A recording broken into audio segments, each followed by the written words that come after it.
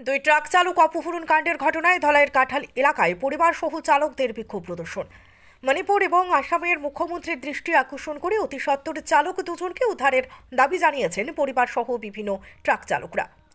কাছাড়ের দুই ট্রাক চালক অপহরণ কাণ্ডের ঘটনায় ধলাইয়ের কাঁঠাল এলাকায় থাকা ঝন্টু কনস্ট্রাকশনের সামনে বিক্ষোভ প্রদর্শন করে বিভিন্ন ট্রাক চালক এবং সহ চালক সহ দুই পরিবারের সদস্যরা। বিভিন্ন স্লোগান এবং ধর্ণা প্রদর্শনের মাধ্যমে গোটা এলাকা কাঁপিয়ে তুলেন তারা। খবর পেয়ে ধলাই থানার ওসি সহ ছুটে যান স্থানীয় পুলিশ কর্মী। পুলিশ এবং প্রতিবাদকারীদের মধ্যে দীর্ঘক্ষণ আলোচনার পর পরিস্থিতি নিয়ন্ত্রণে আসে। সংবাদ মাধ্যমের সঙ্গে কথা বলতে গিয়ে চালক সহ পরিবারের লোকেরা জানান, গত 5 জানুয়ারি কাবুগঞ্জের কেজিএন ট্রান্সপোর্টের অধীনে দুজন ট্রাক চালক ধলাই বিধানসভা কেন্দ্রের অন্তর্গত কাঁঠাল পয়েন্ট এলাকায় থাকা ঝন্টু কনস্ট্রাকশন থেকে সিমেন্ট নিয়ে মণিপুরের তামিংলং জেলার আবিন এলাকায় গিয়েছিলেন। পরের দিন অর্থাৎ 6 জানুয়ারি সেখানে সিমেন্ট আনলোড করে দুজন চালক ফিরে আসার সময় তামিংলং জেলার 37 নম্বর জাতীয় সড়ক সংলগ্ন কাইফুন্তাই 0 পয়েন্টে পৌঁছলে কিছু দুষ্কৃতিকারীরা ট্রাক সহ দুজন চালককে আটক করে নিজেদের NSCN-K দলের বলে পরিচয় দেয়। আটক চালকদের মধ্যে একজন গঙ্গানগর চতুর্থ খণ্ডের রিজুল হক লস্কর এবং লক্ষ্মীনগর জিপের নাসির উদ্দিন বলে জানিয়েছেন পরিবার সহ বিভিন্ন চালকরা। তারা জানান, দুষ্কৃতিকারীরা চালকদের বলেছে যে ঝন্টু কনস্ট্রাকশনের কাছে তাদের কিছু দাবি রয়েছে, যা পূরণ না করায় দুটি ট্রাক সহ তাদের আটক করা হয়। শুধু তাই নয়, দুষ্কৃতীরা ট্রাক চালক দুজনকে ঝন্টু কনস্ট্রাকশনের সঙ্গে যোগাযোগ করারও কথা জানিয়েছে। তাদের কথায় দুজন চালক পরিবারের সঙ্গে ফোনে যোগাযোগ করে গোটা বিষয়টি তুলে ধরে শীঘ্রই ঝন্টু কনস্ট্রাকশন এবং কেজিএন ট্রান্সপোর্টের সঙ্গে সাক্ষাৎ করার কথা বলেন।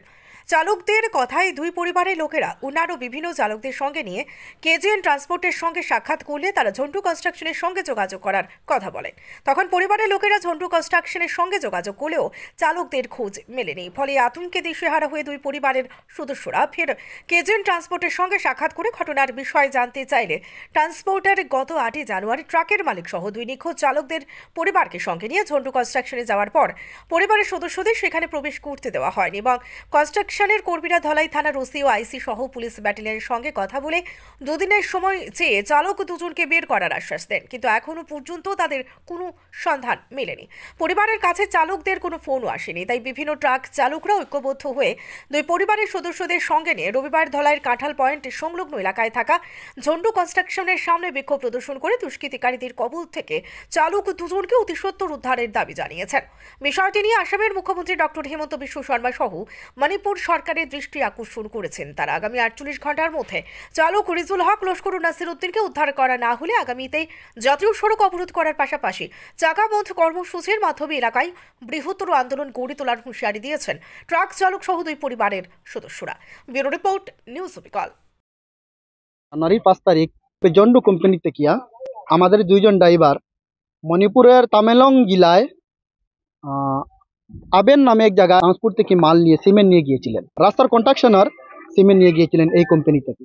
6 তারিখ যখন ওরা মাল খালি করিয়া আসার সময় ওদের গাড়িটা কিছু দুষ্কৃতীরা, যা ওরা বলেছে NSCN-K বলে ওরা নাম প্রকাশ করেছে। ওরা তোমাদের যে জন্ডু কোম্পানি, এই কোম্পানিতে আমাদের একটা ডিমান্ড আছে, সেই ডিমান্ডটা না পাওয়ার কারণে তোমাদের গাড়ি দুইটা আমরা আটকে রেখেছি এবং তোমরা দুইজন ড্রাইভারকে আটকে রেখেছি। আর ড্রাইভারের নাম একজন হলো রিজুল হক লস্কর, বাড়ি হলো গঙ্গানগর পার্ট 4, আর একজনের নাম হলো নাসির উদ্দিন, বাসা হলো জিরিঘাট লক্ষ্মীনগর জিপি রিজার্ভের।